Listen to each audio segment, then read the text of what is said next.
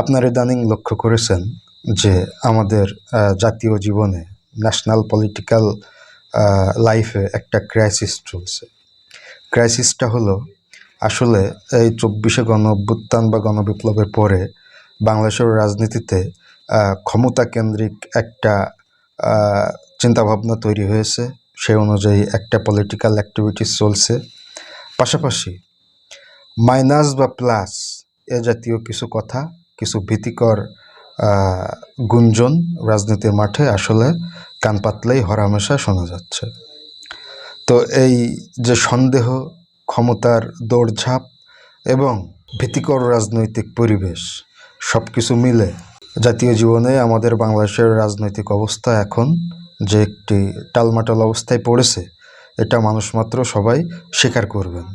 এই টালমাটাল অবস্থাটা সব থেকে বেশি যে দিক দিয়ে প্রতিফলিত হচ্ছে সেটা নিঃসন্দেহে বলা চলে বর্তমান অন্তর্বর্তী সরকার। এই অন্তর্বর্তী সরকার গণমানুষের আশা আকাঙ্ক্ষার একটি সরকার, কিন্তু বাস্তবতা হলো আশা আকাঙ্ক্ষার কতটুকু তারা মিল রেখে তাদের দৈনন্দিন যে রুটিন ওয়ার্ক এগুলো তারা করতে পারছেন, সেটা একটি মোটাটাকে প্রশ্ন দেখা দিয়েছে। পাশাপাশি আসলে এই যে বিপ্লবের যে স্পিরিট, এই স্পিরিটের বাইরে গিয়ে তাদের কিছু কর্মকাণ্ড তাদের আসলে যেটা রাজনীতিতে সন্দেহ সংশয়ের একটি উদ্যোগ তৈরি করেছে। অন্তর্বর্তী সরকারের পরে দ্বিতীয় যে বিষয়টা আমাদের ন্যাশনাল রাজনৈতিক জীবনে একটা অস্থিরতার সূচনা করেছে, সেটা হলো বিএনপির কিছু সন্দেহমূলক কর্মকাণ্ড বা বিবৃতি। বিএনপি আসলে যে মাইনাস হবে একথা সরকার বলছে না, কিন্তু বিএনপি সেটা নিজ থেকে অনুধাবন করছে, যার ফলশ্রুতিতে তাদের একরকম পলিটিক্যাল স্ট্যান্ড নিতে দেখা গিয়েছে যে যেভাবেই হোক আওয়ামী লীগকে আবার রাজনীতিতে ফিরিয়ে আনতে হবে, এনে যেহেতু তারা আসলে এখন ভোটে জেতা তাদের পক্ষে সম্ভব নয় আওয়ামী লীগের পক্ষে, তাহলে আওয়ামী লীগ থাকবে বিরোধী দলে, বিএনপি জামাতকে সঙ্গে করে নিয়েই আবার ক্ষমতার মসনদে রাজত্ব করবে। এমন একটি পলিটিক্যাল স্ট্যান্ড থেকেই এবং রাজনৈতিক ভীতি থেকেই, মাইনাসের ভীতি থেকেই বিএনপির এই কিছু বিভ্রান্তিমূলক বক্তব্য, বিবৃতি, কর্মকাণ্ড, যেটা আসলে ২৪শের গণ অভ্যুত্থানের স্পিরিটের বিপক্ষে বলেই প্রতীয়মান হচ্ছে। আমরা রুহুল কবির রিজভী সাহেবের কথা বলতে পারি। দরবার হল থেকে শেখ মুজিবের ছবি সরানো প্রসঙ্গে যদিও উনি ক্ষমা চেয়েছেন পরবর্তীতে, কিন্তু উনি যে ভাষায় যে শেখ মুজিবের সাফাইটা গেয়েছেন, তাতে এটা মনেই হয়েছে যে ওবায়দুল কাদের কিংবা মাহবুবুল হক হানিফের অনুপস্থিতিতে ওনাদের দায়িত্বটা আসলে রুহুল কবির রিজভী সাহেব নিজের কাঁধে তুলে নিয়েছেন। উনি আসলে ক্ষমা চেয়েছেন বিষয়টা নিয়ে, উনি ভুল স্বীকার করেছেন, কিন্তু জনগণের কাছে যে মেসেজটা পৌঁছানো সেটা ইতিমধ্যে পৌঁছে গিয়েছে। এবং আমি আমার জায়গা থেকে ক্ষুদ্র একজন পলিটিক্যাল অ্যানালাইসিস বা রাজনৈতিক সচেতন মানুষ হিসাবে বলতে পারি, ক্ষমতায় যেতে হলে আসলে ক্ষমতায় যাওয়ার অধিকার সকলেরই আছে। ক্ষমতায় যেতে গেলে গণমানুষের সন্তুষ্টি অর্জনের লক্ষ্যেই কাজ করা উচিত। কোনো রকম আসলে রাজনৈতিক গুটি চেলে বা দাবার চাল চেলে যে গণ অভ্যুত্থান, ২৪শের যে গণ অভ্যুত্থান বা গণ বিপ্লব এর স্পিরিটের বাইরে গিয়ে আসলে বাংলাদেশে ক্ষমতায় যাওয়া এক প্রকার অসম্ভব। এবং তারা যদি একে অন্যের সঙ্গে হাত মেলান, যেভাবে সমন্বয়ক হাসনাত আবদুল্লাহ বলেছেন যে রাজনীতিবিদরা মিলে যাচ্ছে, ফাঁসির রশি কাছে আসছে।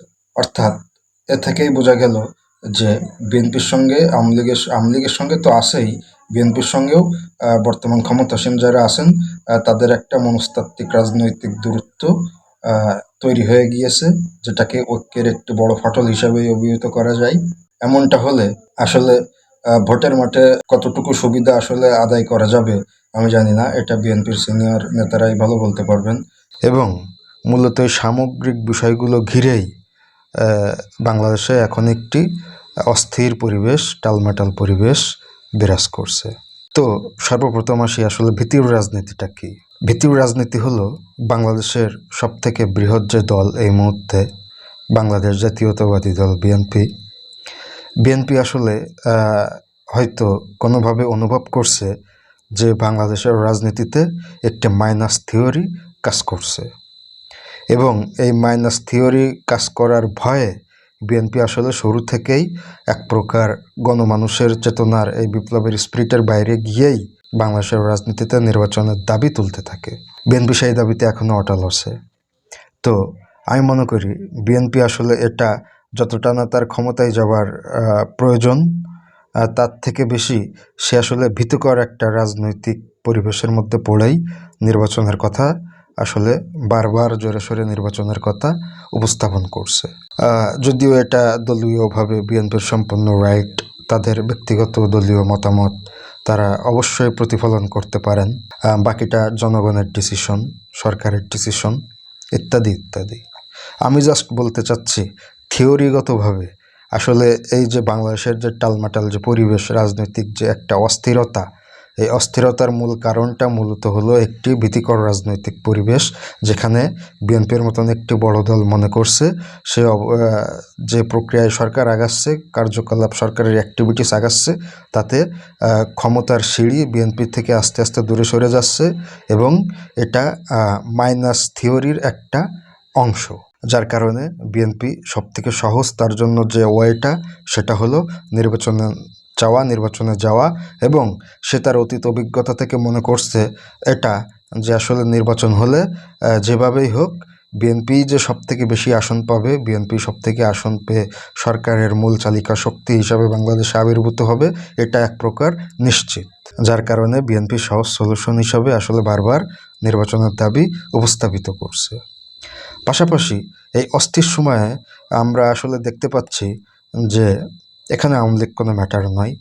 এই অস্থিরতার মধ্যে আসলে সরকারেরও কিছু কার্যকলাপ জনগণের মনে এটা আসলে ব্যাপক প্রশ্নের দাগ কেটেছে। জনগণের থেকেও এই সরকারের যারা সবথেকে বড় সমর্থক গোষ্ঠী যারা রয়েছেন অ্যাক্টিভ, যে বৈষম্য বিরোধী প্ল্যাটফর্ম, সেখান থেকেও কিন্তু আসলে সরকারের প্রতি একটা তারা যে নাখোশ বারবার বলার চেষ্টা করছে। সরকার যেখানে আসলে এই টালমাটাল পরিবেশ, তার উচিত এখন খুব ধীরে সুস্থে পদক্ষেপ নেওয়া, বুঝে শুনে বিপ্লবের স্পিরিটের ধারণ করে সেভাবেই তার এগিয়ে যাওয়া। সেটা না করে সরকার যে আসলে কেন আগুনের মধ্যে ঘি ঢালছে এটা আসলে আমার বোধগম্য নয়। এর ব্যাখ্যা হয়তো সরকারই ভালো দিতে পারবেন। আমি আমার ব্যক্তিগত জায়গা থেকে মনে করি বিপ্লবের স্পিরিটের বাইরে গিয়ে কোনো উপদেষ্টা নিয়োগ করা এটা সমীচীন হবে না এবং যারা আসলে একসময় শাহবাগীদের পক্ষে ছিলেন, যারা একসময় আসলে বাংলাদেশের যে নির্যাতিত জনগোষ্ঠী হেফাজত তথা মুসলিম জনগোষ্ঠী, এদেরকে একসময় যারা জঞ্জাল বলে অভিহিত করেছিলেন, তাদেরকে আসলে এই সরকারের অন্তর্ভুক্ত করা কোনো ক্রমেই উচিত হবে না। এটা সরকারের একটা ভুল পদক্ষেপ বলেই আমি মনে করি। সরকারের উচিত তাদের নিয়োগ বাতিল করা, অবিলম্বে সেখানে নতুন মুখ পদায়ন করে। এসব কিছু মিলিয়ে একটা অস্থিরতা, রাজনৈতিক দলগুলোর দিক দিয়ে অস্থিরতা, সরকারের সঠিক সিদ্ধান্ত না পারার কারণে সরকারিভাবে একটা অস্থিরতা, এসব কিছু মিলিয়ে বাংলাদেশের যে রাজনীতি, এটা আসলে আমার জায়গা থেকে আমি বলতে পারি 111 বা মাইনাস থিওরি এখানে আসলে কাজ করবে না। এই সরকারের প্রতি আরও অনেক দায়িত্ব কর্তব্য আছে, জনমানুষের আস্থা আকাঙ্ক্ষা আছে। অর্থনৈতিকভাবে আমাদের এই রাষ্ট্রে একটা যথেষ্ট স্টেবল অবস্থায় আনতে গেলে সরকারের বিকল্প নেই। তো সব কিছু মিলিয়ে আমি মনে করি এই যে একটি ভীতিকর রাজনৈতিক পরিবেশ, ভীতিকর রাজনৈতিক অবস্থা, এখান থেকে আসলে পরিত্রাণ পেতে গেলে পারস্পরিক বোঝাপড়ার মাধ্যমেই সেটা পাওয়া সম্ভব।